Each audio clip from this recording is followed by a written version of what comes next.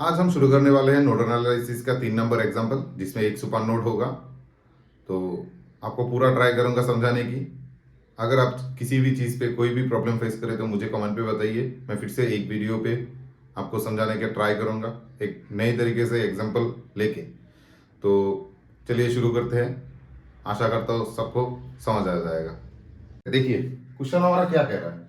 Show that the current flowing through 4 ohm resistor is 1.195 ampere. 4 ohm resistor, 4 ohm resistor. तो हमारा जो पहला step क्या है, हमको नोड निकालना पड़ेगा। देखिए ये क्वेश्चन सुपर नोड के ऊपर है। तो हमारा जो पहला स्टेप है नोड निकालना। नोड कैसे निकलता है, जिधर भी 3 या 3 से ज्यादा ब्रांचेस कनेक्टेड रहते हैं।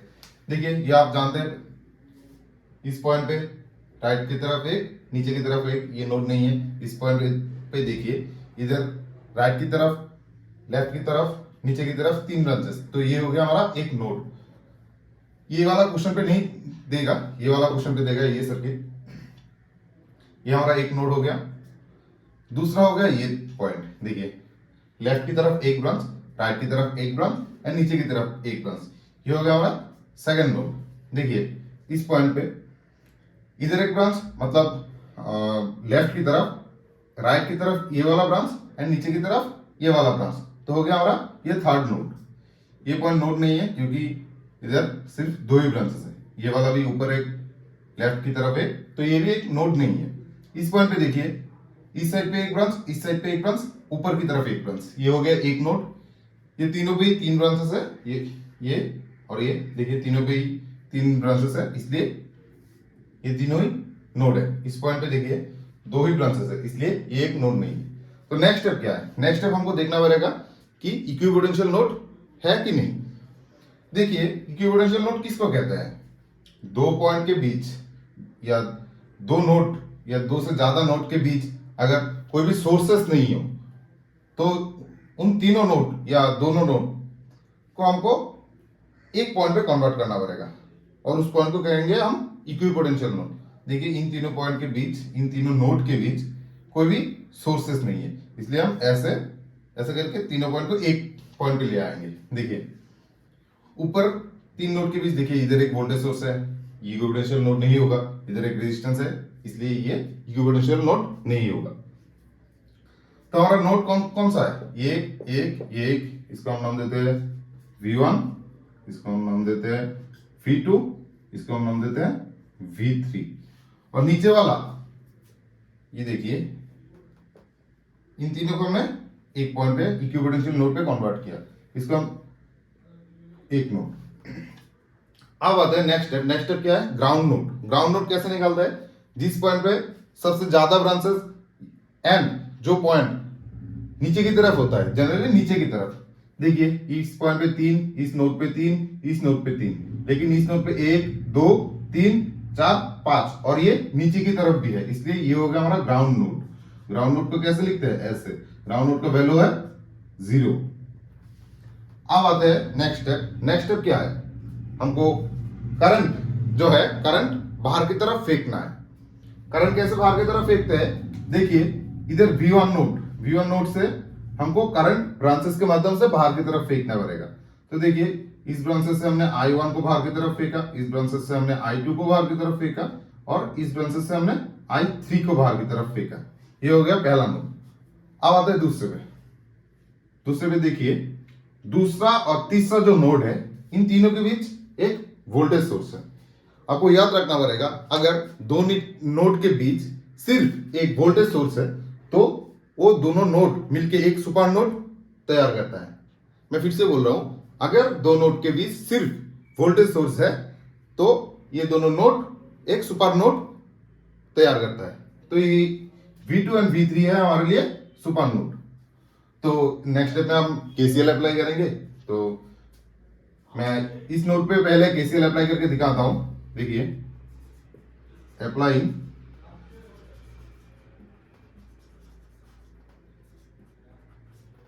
KCL ऑन V1 पे KCL अप्लाई करने के बाद जो फॉर्मूला है, फॉर्मूला क्या है, जिधर से निकल रहा है माइनस, जहां पे जा रहा है डिवाइड बाय रेजिस्टेंस। किधर से निकल रहा है, देखिए V1 से निकल के कहां पे जा रहा है, ग्राउंड नोड पे, लेकिन देखिए इस पॉइंट पे इधर एक करंट सोर्स दे रखा है।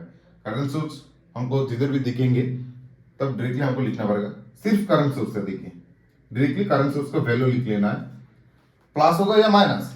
देखिए V1 से करंट को हमने बाहर की तरफ फेंका, करंट का डायरेक्शन ऐसे आके ऐसे नीचे की तरफ एंड ऐसे, ये हो गया हमारा करंट का डायरेक्शन,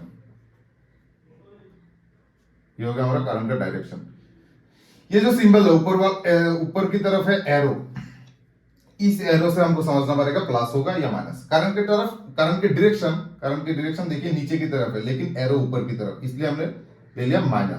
नेक्स्ट I2 पे देखिए कहां से निकल रहा है, V1 से, जा कहां रहा है, ग्राउंड नोड पे। तो ग्राउंड नोड का वैल्यू 0 है इसलिए हमको ग्राउंड नोड लिखना नहीं पड़ता। तो किधर से निकल रहा है, V1 से, और ग्राउंड नोड का वैल्यू 0 है तो ये नहीं लिखेंगे, डिवाइड बाय रेजिस्टेंस है 2। अब आते हैं I3, हमने करंट को बाहर की तरफ फेंका तो कहां से निकल रहा है, V1 से, कहां पर जा रहा है, V2 पे। तो जिधर से निकल रहा है माइनस जिधर जा रहा है, डिवाइड बाय रेजिस्टेंस है 1 इक्वल टू 0। अब हमको इजी कैलकुलेशन करना पड़ेगा, -5 इधर जाएगा तो +5, V1 divide by 2 plus V1 minus V2 by 1 equal to 5। अब आते हैं, देखिए इक्वेशन एलसीएम करना पड़ेगा। 2 से 2 को डिवाइड करेंगे तो 1 V1 प्लस 1 से 2 को डिवाइड करेंगे तो 2, तो ये हो गया 2V1 माइनस 2V2, ये आ गया हमारा +5। इसके बाद 5 और 2 मल्टीप्लाई हो जाएगा तो 10 आ जाएगा इक्वल टू के बाद। तो इधर V1 कितना है, देखिए 2V1, इधर लिख लेते हैं 10, 2V1 एंड इधर एक V1, तो ये आ गया 3V1 माइनस 2V2 का 2V2, ये हो गया इक्वेशन नंबर 1। अब देखिए V2 एंड V3 जो नोड है, इस नोड के बीच 10 वोल्ट है। तो अगर दो नोड के बीच में सिर्फ एक वोल्टेज सोर्स रहते हैं तो उनको हम सुपर नोड कहते हैं। तो इधर एक लाइन लिखना पड़ेगा कि V2 and V3 forms a super node.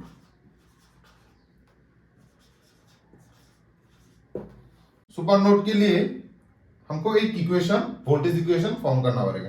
कैसे करते हैं, देखिए दी वोल्टेज इक्वेशन फॉर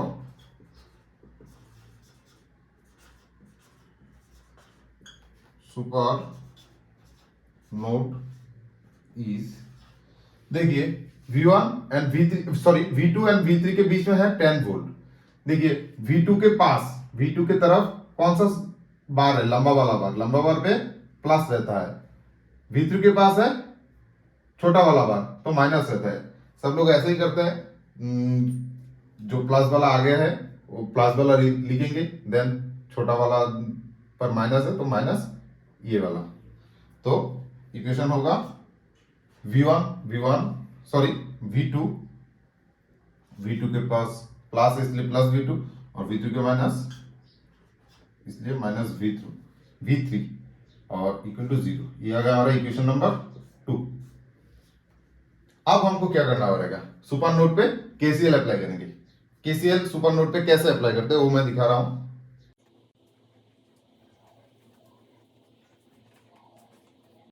देखिए अब हमको एक लाइन लिखना पड़ेगा कि applying KCL on super node.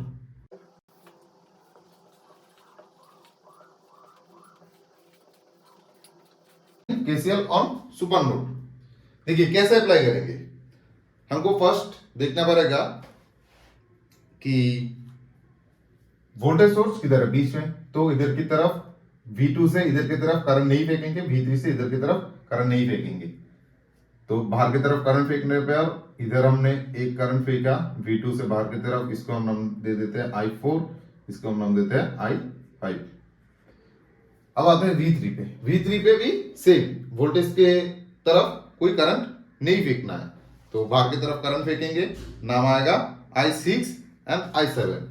कैसे, देखिए बाहर की तरफ करंट फेंकेंगे, V3 से करंट फेंक दिया, I6 बाहर की तरफ, V3 से इधर एक करंट फेंका, ये हो गया हमारा I7। अब हमको इक्वेशन पे आना पड़ेगा। इक्वेशन कैसे फॉर्म करेंगे, देखिए वही फॉर्मूला, जिधर से निकल रहा है माइनस जिधर जा रहा है। किधर से निकल रहा है, V2 से किधर जा रहा है, V1 पे, इसलिए V2 minus V1 divide by resistance क्या है 1 प्लस। अब आते हैं I5 पे, किधर से निकल रहा है, V2 से, जा किधर रहा है, ग्राउंड नोड पे, तो ग्राउंड नोड का वैल्यू 0 है, लिखना नहीं पड़ता, तो डायरेक्ट डिवाइड बाय रेजिस्टेंस 3। अब आते हैं, तो इधर बाहर की तरफ वोल्टेज की तरफ कोई करंट हमको फेंकना नहीं पड़ेगा, क्योंकि V2 एंड V3 फॉर्म से super node, that's why V3 से हम डायरेक्ट करंट I6 को बाहर की तरफ फेंकेंगे। I6 को कहां से फेंका, V3 से, माइनस मतलब किधर से निकल रहा है, जा किधर रहा है, ग्राउंड नोड पे, लेकिन बीच में देखिए एक वोल्टेज सोर्स है, तो हम इधर 10 वोल्ट लिखेंगे। 10 वोल्ट कैसे लिखेंगे, देखिए करंट हमारा, करंट का डायरेक्शन है ये हमारा प्लस हो गया, ये हमारा माइनस। करंट के डायरेक्शन के बीच में वोल्टेज सोर्स आ रहा है, एंड करंट के डायरेक्शन के जो तरफ लास्ट में कौन है, माइनस सिंबल, ऊपर प्लस नीचे लास्ट में माइनस, करंट की डायरेक्शन नीचे की तरफ है और नीचे भी माइनस सिंबल वाला बार है, तो इसलिए -10। रेजिस्टेंस है 4, इसलिए डिवाइड बाय 4। अब आते हैं I7 पर।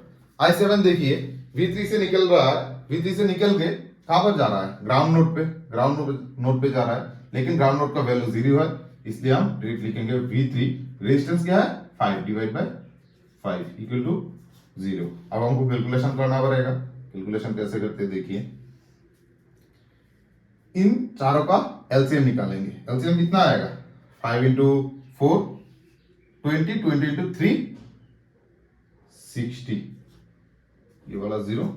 अब 1 से 60 को डिवाइड करेंगे तो आएगा 60, तो 60 से ऊपर वाला जो है V2 माइनस V1 को मल्टीप्लाई करेंगे, आ जाएगा 60 V2 माइनस 60 V1 प्लस 3 से 60 को डिवाइड करेंगे तो आएगा 20 V2 प्लस 4 से 60 को डिवाइड करेंगे तो आएगा 15 से ऊपर वाला को मल्टीप्लाई, 15 V3 माइनस 15 इंटू 10 150।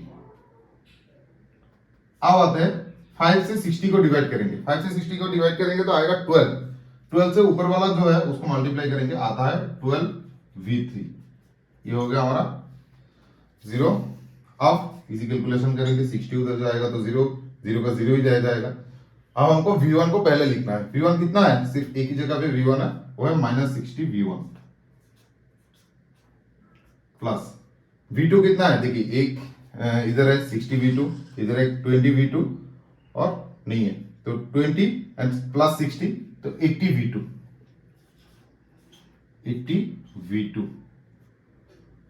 अब देखिए V3 कितना है, 12 V3 एंड इधर है 15 V3, ये हो गया हमारा 27 V3, और ये माइनस 150 इधर जाएगा तो प्लस 150, ये हो गया हमारा इक्वेशन नंबर 3।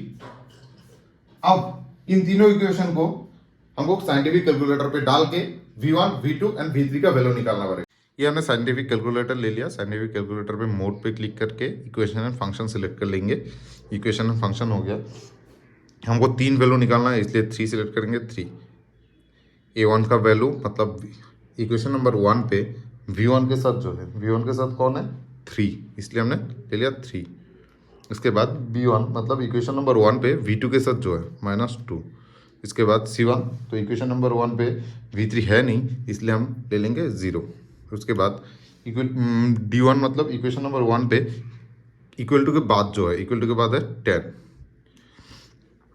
देखिए A2 का वैल्यू क्या है, A2 मतलब इक्वेशन नंबर 2 पे V1 का वैल्यू, तो इक्वेशन नंबर 1 पे V1 तो है नहीं, सॉरी V1 का वैल्यू नहीं, V1 के साथ जो है साथ जो नंबर है, तो इक्वेशन नंबर 2 पे V1 है ही नहीं, इसलिए हम ले लेंगे इधर 0।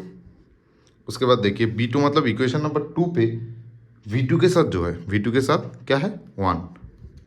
उसके बाद C2 मतलब इक्वेशन नंबर 2 पे V3 के साथ कौन है, V3 के साथ है -1। D2 मतलब इक्वेशन नंबर 2 पे इक्वल टू के बाद कौन है 0। अब देखिए A3 मतलब इक्वेशन नंबर 3 पे V1 के साथ जो है V1 के साथ कौन है -60, ये हमने ले लिया -60। अब B3 मतलब इक्वेशन नंबर 2 पे इक्वेशन नंबर 3 पे V2 के साथ जो है V2 के साथ है 80। C3 मतलब इक्वेशन नंबर 3 पे V3 के साथ जो है V3 के साथ कौन है 27। D3 मतलब इक्वेशन नंबर 3 पे इक्वलिटी के बाद जो है इक्वलिटी के बाद है 150। ये आ गया हमारा V1 6.81, V2 5.22, V3 5.22। V1 का वैल्यू आया 6.81, V2 का वैल्यू आया 5.22 एंड V3 का वैल्यू आया सेम 5.22। क्वेश्चन पे कह दिया कि 4 ओम रेजिस्टर से 1.195 एम्पियर करंट फ्लो हो रहा है, ये हमको प्रूफ करना है। तो 4 ओम रेजिस्टर किधर है, इधर देखिए 4 ओम रेजिस्टर से कौन गुजर रहा है I6 को हमने किसे डिनोट किए थे, देखिए ये दोनों था एक सुपर नोड केसीएल अप्लाई किया था इधर। तो V2 से I4 के लिए हमने ये लिखा था, I5 के हमने ये लिखा था एंड I6 के लिए हमने ये लिखा था। देखिए I6 के लिए V3 -10 डिवाइड बाय 4, देखिए ये लिखा था। तो इजीली I6 जो करंट फ्लो हो रहा है इसके लिए इधर ये ले लेंगे एंड V3 का वैल्यू इधर पुट करेंगे तो वैल्यू हमारा निकल आएगा। कैसे करेंगे देखिए, हमारा जो V3 इधर आपको एक लाइन लिखना पड़ेगा, the current flowing through 4 ohm resistor is, लिख के ये हमको लिखना पड़ेगा V3 -10 divide by 4 equal to मतलब इस लाइन के बाद कौन आएगा, इस लाइन के बाद आएगा V3 का वैल्यू हम इजीली बैठा देंगे। V3 का वैल्यू है 5.22 -10 डिवाइड बाय 4 कौन आएगा, देखिए डिवाइड बाय 4 5.22 -10 करने पर क्या आता है -4.78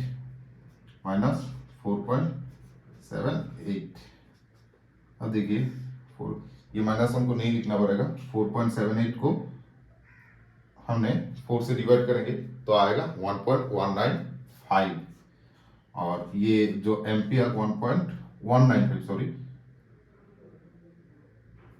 1.195। इसके बाद हमको एम्पियर जो है वो देना ही पड़ेगा।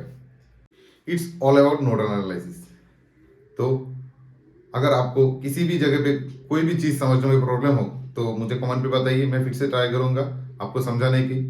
तो अब हम नेक्स्ट वीडियो पे चलेंगे। नेक्स्ट टॉपिक है हमारा मैश एनालिसिस, कैसे करते हैं, फुल डिटेल्स वीडियो हमारे चैनल पे मिल जाएगा। जुड़े रहिए एंड लाइक सब्सक्राइब करते रहिए। Thank you.